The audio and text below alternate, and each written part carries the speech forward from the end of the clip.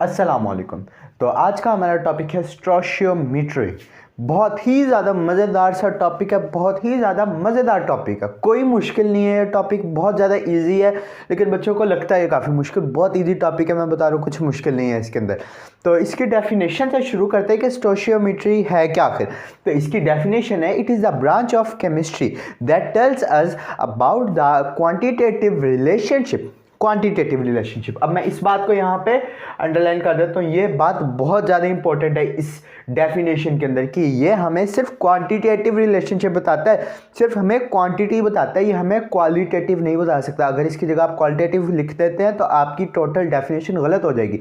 तो इसके अंदर क्या है, क्वांटिटेटिव, यानी कि क्वांटिटी को बताएगा ये सिर्फ। स्टोशियोमेट्री क्या है, ये केमिस्ट्री की एक ऐसी ब्रांच है जो कि रिएक्टेंट्स और प्रोडक्ट्स के दरमियान जो एक रिलेशन होता है उनकी क्वांटिटी के दरमियान, उसको बयान करता है। लेकिन इसकी एक शर्त है कि जो हमारे पास इक्वेशन है वो बैलेंस्ड होनी चाहिए। तो उसकी वही डेफिनेशन है, it is the branch of chemistry that tells us about the quantitative relationship between reactants and products in a balanced chemical equation। ठीक है, डेफिनेशन अब सबको समझ आ गई होगी। अब इसकी 3 कंडीशन है। ठीक है, बुक के अंदर 2 कंडीशन लिखी हुई हैं और तीसरी बात उन्होंने डेफिनेशन के बाद लिखी हुई है, वो भी इसकी एक कंडीशन ही आप कह सकते हैं। तो मैंने इसलिए उसको भी थर्ड कंडीशन बना के लिख दिया। तो पहली कंडीशन इसकी क्या है, वो ये है, all the reactants should be converted into products. यानी कि जो सारे हमारे पास रिएक्टेंट्स हैं ना, रिएक्टेंट्स पूरी तरह से प्रोडक्ट बनना चाहिए। अगर वो पूरी तरह से प्रोडक्ट नहीं बनेगा तो हमारे पास जो है वो हम स्टोशियोमेट्रिक रिलेशनशिप्स जो है वो सही तरह फाइंड नहीं कर सकते, उसकी वैल्यूज हमारे पास गलत आएंगी। ठीक है, एक हमारे पास जो सबसे ज़्यादा जो रिएक्टेंट्स है वो पूरी मुकम्मल तौर पर प्रोडक्ट्स बन जाने चाहिए। दूसरा हमारे पास क्या है कि कोई भी साइड रिएक्शन नहीं होना चाहिए, बिल्कुल भी नहीं होना चाहिए। आपका जो एक रिएक्शन है जिसको आप स्टडी करना चाह रहे हैं, सिर्फ वही एक रिएक्शन होना चाहिए, कोई दूसरा साइड रिएक्शन ऑकर नहीं करना चाहिए, इससे भी आपकी वैल्यू ख़राब हो जाएगी। और जो तीसरा है ये है कि जब हम कैलकुलेट कर रहे होते हैं स्टोशियोमेट्रिक अमाउंट्स, ठीक है, तो हमें दो चीज़ों का ध्यान रखना पड़ता है, एक law of conservation of mass और दूसरा लॉ ऑफ डेफिनेट प्रोपोर्शन। ठीक है, वो आपको पता ही होंगे क्योंकि ये पिछले टॉपिक्स में थे, आप मेरी वीडियोस वो जाके देख सकते हैं, उसके अंदर ये दोनों लॉज भी मैंने एक्सप्लेन किए हुए। ठीक है, ये 2 जो लाज हैं ये उनमें ओबे करने चाहिए। ठीक है, अब ये तो इन्होंने लिखा हुआ है डेफिनेशन वगैरह के मुतालिक है। अब मैं आपको कॉन्सेप्चुअल बता देता हूँ कि आखिरकार स्टोशियोमेट्रिक अमाउंट्स या स्टोशियोमेट्रिक रिलेशनशिप्स है क्या। ठीक है, मैं आसान अल्फाज में आपको बता देता हूँ।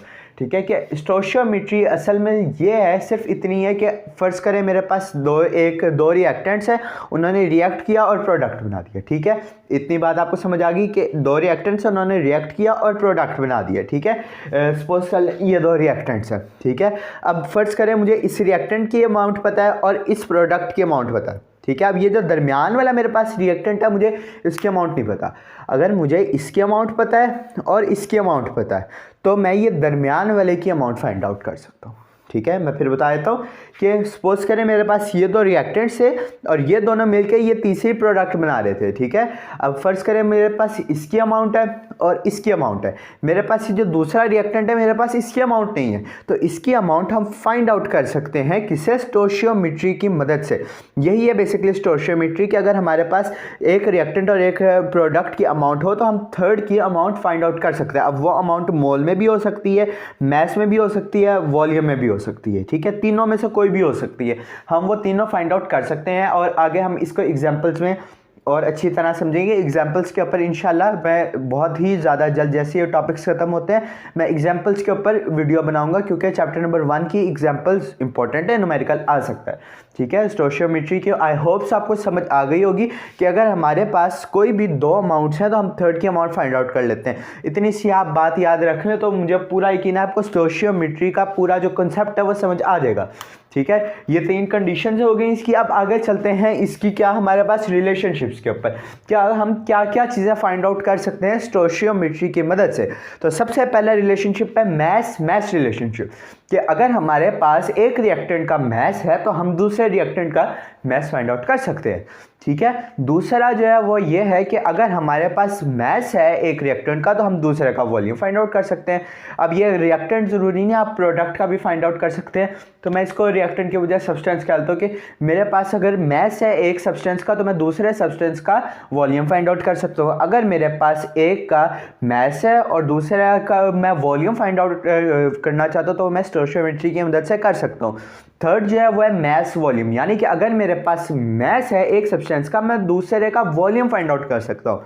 और जो फोर्थ है वो है मोल मोल रिलेशनशिप, ये एग्जांपल्स में सबसे ज़्यादा यूज़ होने वाला है। ठीक है, ये क्या है कि अगर मेरे पास एक सब्सटेंस के नंबर ऑफ मोल्स हैं तो मैं दूसरे के number of moles find out कर सकता हूँ। ये था टोटल स्टोइचियोमेट्रिक का कॉन्सेप्ट। अब एक एग्जांपल मैंने छोटी सी यहाँ लिखी है, इससे आपको आई होप सो समझ आ जाएगी। ये मार्कर वाले से पता नहीं समझ आई होगी या नहीं, तो इससे मैं आपको समझा देता हूँ। सपोज करें मेरे पास दो रिएक्टेंट्स है, हाइड्रोजन और हाफ O2।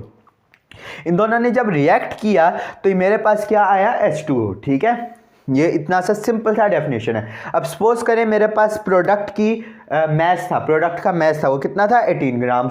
अब मेरे पास एक रिएक्टेंट का मैस भी था, वो कितना था, 16 ग्राम। अब मैं चाहता हूं कि मैं इसका मैस फाइंड आउट कर सकूं, तो मैं कर सकता हूं।